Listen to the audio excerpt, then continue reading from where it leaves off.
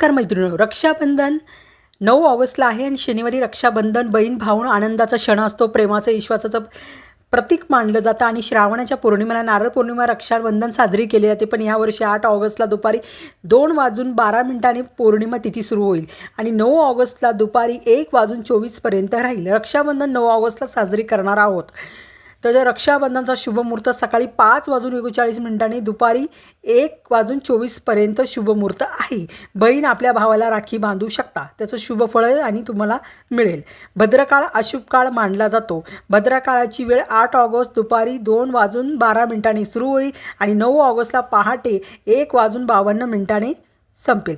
तर 9 ऑगस्टला रक्षाबंधन साजरी करा. राखी ही पहाटे 5 वाजून तुम्ही रात्रीपर्यंत बांधू शकता आणि भद्रकाळाची काळ हा अशुभ मानला जातो. शुभ कार्यासाठी तो अयोग्य मानला जातो. त्यामागे पौराणिक कथा आहे. शनिदेवाची बहीण ही भद्रा स्वभावाने रागीट होती आणि कठोर होती. कोणतंही मंगलकार्य असेल, देवांचं यज्ञ हवन असेल, तिथे अडथळे निर्माण करायची. देवाने विनंती केली की भद्राची वेळ आणि तिचे भद्राकाळ वेगळा ठरवला म्हणून ओळखलं जातं. भद्राचं मध्ये शुभ कामं करू नये, त्याचे वाईट परिणाम आपल्याला भोगावे लागतात.